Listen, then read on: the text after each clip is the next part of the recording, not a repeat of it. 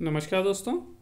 पिछले लेक्चर में हमने पढ़ा निक्षेपी का अर्थ, आवश्यकताएं और विशिष्ट प्रकार के निक्षेप। अब कुछ अनुबंध या कुछ ऐसे अनुबंध हैं जिनका वर्गीकरण हम निक्षेप के आधार पर करते हैं। निक्षेप के आधार पर जो वर्गीकरण किया गया है उसमें सबसे पहला है उद्देश्य के आधार पर वर्गीकरण। जैसे जमा के लिए निक्षेप।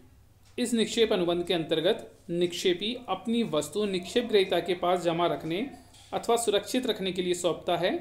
जैसे सिनेमा देखने के समय अपना स्कूटर स्टैंड वाले को सौंपना, ये जमा या सुरक्षा या निक्षेप अनुबंध है। जैसे पार्किंग में हम गाड़ी पार्क करते हैं, उसी प्रकार। दूसरा है निःशुल्क प्रयोग का निक्षेप।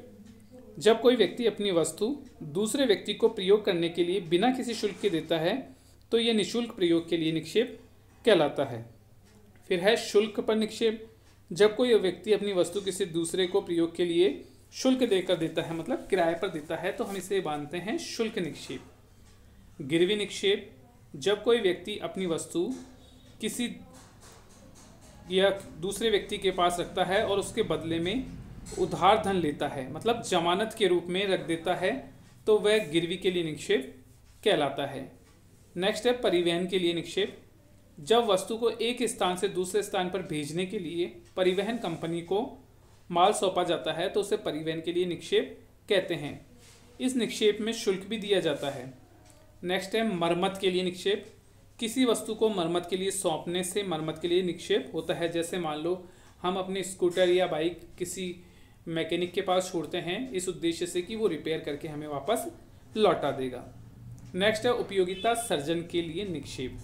माल का निक्षेप उपयोगिता सर्जन के लिए भी किया जाता है। जैसे गेहूं पीसने के लिए देना, या सिलाई के लिए कपड़ा टेलर को देना, या धुलाई के लिए कपड़े देना, या गहना बनाने के लिए सोना चांदी सौंपना, ये सब है उपयोगिता के लिए। इसके बाद जो नेक्स्ट आधार है वर्गीकरण का, वो है पक्षकारों की इच्छा पर वर्गीकरण। पक्षकारों की इच्छा पर दो प्रकार के वर्गीकरण होते हैं, ऐच्छिक या जिसे स्वैच्छिक बोलते हैं, दूसरा होता है अनैच्छिक निक्षेप। ऐच्छिक या स्वैच्छिक निक्षेप जो निक्षेप अपनी इच्छा से करता है। अनैच्छिक निक्षेप जो स्वतः परिस्थिति के कारण हो जाता है। जैसे कि माल के खो जाने पर माल के स्वामी तथा माल के प्राप्तकर्ता के बीच जो निक्षेप होता है वो होता है अनैच्छिक निक्षेप। और अगर हम अपनी इच्छा से किसी को माल सौंपते हैं तो वो होता है ऐच्छिक। नेक्स्ट है हितों के आधार पर वर्गीकरण। हितों के आधार पर वर्गीकरण से तात्पर्य में केवल निक्षेपी के हित के लिए निक्षेप, मतलब निक्षेपी का खुद का हित हो इसलिए वो अपने निक्षेप कर रहा है, या केवल निक्षेप ग्रहीता के हित के लिए निक्षेप, या फिर पारस्परिक हित के लिए निक्षेप। मतलब जैसे हमने यहाँ बताया कि या तो निक्षेपी का खुद का एक हित हो, या निक्षेप ग्रहीता का हित हो, या फिर दोनों के आपस में पारस्परिक हित हो, तो इस आधार पर भी हम निक्षेप को वर्गीकरण करते हैं। फिर है प्रतिफल के आधार पर। प्रतिफल के आधार का तात्पर्य है कि निःशुल्क निक्षेप। जब किसी निक्षेप अनुबंध में किसी प्रतिफल का लेन देन नहीं होता है वह निःशुल्क निक्षेप कहलाता है। जैसे हम आपस में पेन पुस्तक या स्कूटर मांग कर ले लेते हैं, या पड़ोसी आपस में किसी वस्तु को एक दूसरे को देते रहते हैं, इसमें किसी प्रकार का प्रतिफल का लेन देन नहीं होता, तो वो निःशुल्क निक्षेप निजी जीवन में बहुत अधिक प्रचलित हैं और व्यापारिक क्षेत्र में प्राय ये बहुत कम देखे जाते हैं। केवल निजी जीवन में निःशुल्क निक्षेप होते हैं। सशुल्क जो है, सशुल्क निक्षेप जब कोई व्यक्ति अपनी वस्तु किसी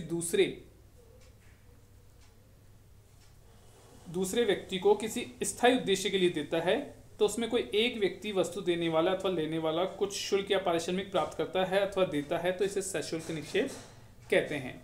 अब जैसे देखो निःशुल्क निक्षेप के संबंध में ज्ञात दोषों को प्रकट करना। जब निःशुल्क निक्षेप किया जाएगा तो उसमें कुछ बातें ध्यान रखी जाती हैं कि जैसे निक्षेप किए जाने वाले माल के उन सभी दोषों को प्रकट करने के लिए उत्तरदायी हैं जो उसकी जानकारी में हैं।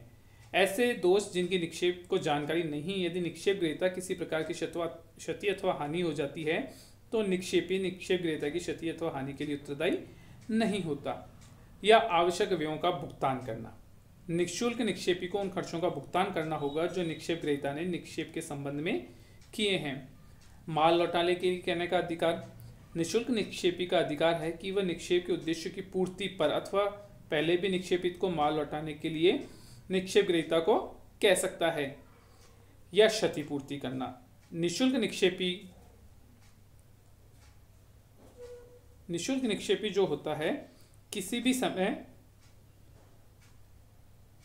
समाप्त करने का अधिकार रखता है, चाहे निक्षेप किसी निश्चित उद्देश्य अथवा अवधि के लिए क्यों न किया गया हो। किंतु यदि निक्षेप ग्रहीता ने ऐसी वस्तु निश्चित उद्देश्य अथवा समय के लिए प्राप्त की है कि कोई ऐसा कार्य प्रारंभ किया हो अथवा वस्तु लौटाना पड़ता हो, तो निक्षेप ग्रहीता उस क्षति की पूर्ति करनी होगी जो उसे वस्तु से प्राप्त लाभों की तुलना में अधिक होगी।